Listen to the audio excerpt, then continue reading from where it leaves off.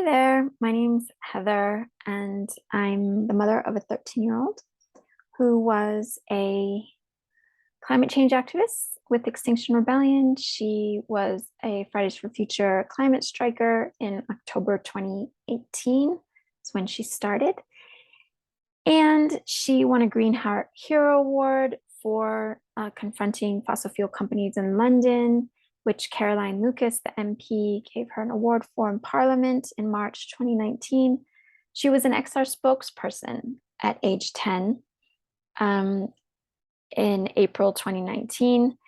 And I'm really proud of her. And I just want to talk to other young people out there about what's going on in the world.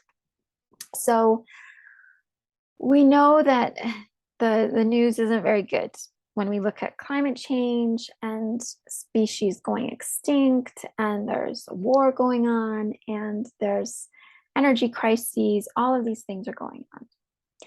But the reality is humans were born with these amazing brains. Like we were made, we were developed for huge challenges. Like when humans first came on the scene, there was all this like climate changes and how to get food and all this stuff. And so we really love solving problems and figuring things out. We were made for this. But the way that the system is set up, the way where we find ourselves now, means it's really hard for us to kind of implement ideas that we have and realize them. Like, we think, why don't we do it this way? And then there's like all these barriers. And we probably see an attitude around us, like around the adults, where they like act like they don't care about what's happening, or they might seem like really anxious about it, like, oh, everything's terrible. What are we going to do? I'm so scared for your future, or like just like really anxious. And this is like really not very fun to be around and might be scary, or it might mean we just kind of want to shut things out and do our own thing, when that isn't what our instinct is, right? We actually want to do something about it. So I want to challenge us a bit to think, instead of thinking about the future, what if thinking about the present ended up actually helping us with things that are going to happen in the future? So we know that apart from the kind of climate change bad stuff that we know is actually happening now, even in the UK, it's happening, that there's also other kinds of oppression and suffering that's been going on even before we thought climate change was a problem, like racism and the poverty in other countries, and disasters that happen. And how do we address the suffering that is happening right now? Well, by working on ending oppression and alleviating suffering now, we may end up addressing all the bigger stuff that we're worried about for the future as well. And I have other videos that I've made where I make connections like this.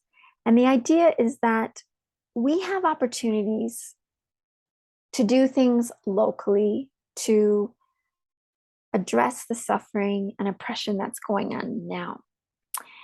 And when we put our energy into these things, we can see the benefit of it right away. An issue with being a climate change activist is that sometimes it can be very wearing to constantly be trying to do something where you won't really see the results until much further in the future. And that can, make us feel a lot of anxiety. It can make us really disheartened when we get pushback and setbacks. So if we were to put our focus onto things that we can do locally, this will end up having other effects. So if you use your creativity, like art, music, writing, to inspire other people to get involved. This, you see the benefit of that. You see that other people are getting involved, and it's quite satisfying to do things that you like doing. You could learn how to fix stuff so that we're not so reliant on the system to make more and more stuff. We know this consumerism, the plastic, the waste, the rubbish, what's in the oceans, all of that stuff.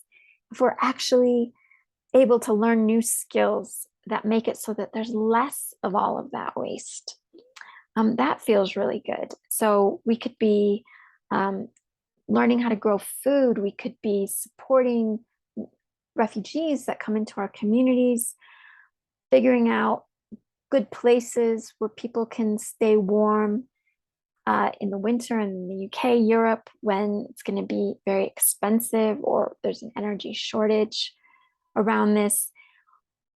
All of this supports us in building community. And we can do things like learn how to make decisions better as a community. When there's like flooding or something, we would want to know how to decide where to go, what to do. And I have videos about how to make decisions like that.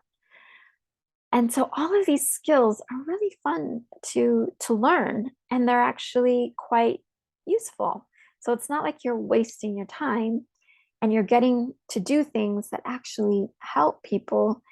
And by focusing our attention on local communities, this helps us prepare for future crises, and also means that we're more interested in relationships rather than things that are actually doing harm in the world, like the consumerism, etc. So this local bit is so important. It gives you stuff, like really real stuff to do and to feel good about now, and it supports other people, and it's mutual. So you get, needs met, and other people get their needs met.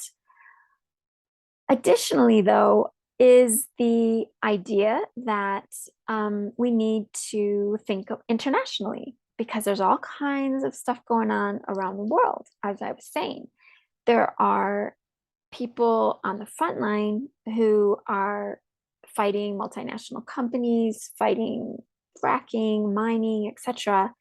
And they need our solidarity and support. So those are things that you can do along with other people in your community to support people outside. So it's like using your power and privilege, your resources, your energy, your influence in order to support people through an international network who are doing such great things, important things, to try to give us a livable planet, right? So there's all this stuff that you can be doing on different levels. So when you're out there in your community doing this work, you will ideally you'd have like a group of friends that you could call an affinity group that you do this with. And so it's a group of people that you have a lot in common with, that you start to trust them a lot. It's, friendships, and you're doing political education together so that you're learning about the way the system works and what doesn't work. And you're challenging one another to go out and do this community stuff together. And while you're out there in the community with your friends, you will start to meet people who don't benefit from the system in the same way that you do. And this is great because it means that we're getting more information, we're getting more perspectives on the way the world works, on the way the system works. The more we know about the system, the more we can figure out how to respond to how it's hurting us. So how to make interventions, how to resist aspects of it, how to have a new system. So getting to know people who don't benefit from the system gives us not just the friendships, but more insight and perspective. And it means that we also learn from people who don't benefit from the system how they survive without the system. Because a lot of people around us, like older people, like my age, people who aren't young, we are really afraid of losing the system the way it is because it's all we've ever known. And we've been taught that there's no other way to do things. That, oh, such and such system was tried and failed. And oh, this is the best we've got.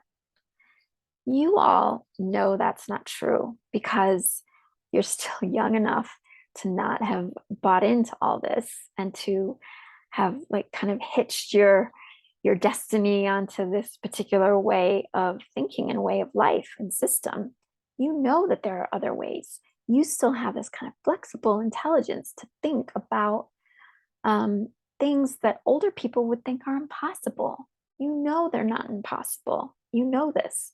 And so that's why it's so natural for you to take leadership in the world and around you.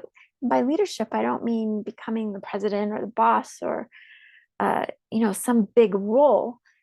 For me, leadership means being able to think really well about everyone around you and to try to get the best thinking out of everybody. This is what leadership means. And you will be able to inspire other people around you to think the impossible, to think about and imagine new ways of doing things. So it's this kind of attitude that I would love to see being modeled for young people, and also to show young people that this is what it means to be human. This is our natural kind of attitude of curiosity and eagerness to meet challenges. And these are such huge challenges. But we need to find one another who want to do it this way and who believe this is a different way of doing things, and get on with the work and do it together and have fun doing it, because that's what activism should be. Living our lives should be really fun, challenging, meaningful, and you see results every single day. So if you're under 18, it would be inappropriate for me to tell you to contact me. I will keep putting out videos, and I have a website, kdoozy.org, and there's a newsletter you can sign up for. You can also tell your responsible adults in your life about this video. And it would be great if you watched it together or told them to watch it and then told them what you think about what I said. I'm not telling you what to think. I want you to share your thinking with that responsible adult and tell them there's another video for parents, XR parents, but any parents. And then see if they want to contact me, and we can figure out how to work together to make these things happen, how to put our young people in contact with one another. My daughter, she's 13 now. She'd love to be in touch with other people around her age who think about the world in the same way that she does, in that there's all these different perspectives out there and we need to be able to hear them and work together. If you're over 18, yeah, please do contact me. I'm happy to have a one-to-one with you so that we can talk about ways that you can go about finding one another, setting up affinity groups, and all that political education that I think is so important. So that's my message to you. I hope that you found this useful in some way, and I have complete confidence that we're going to come up with some pretty amazing responses on how to take care of one another and keep each other as safe as possible as we meet all these challenges today and in the future. Take care.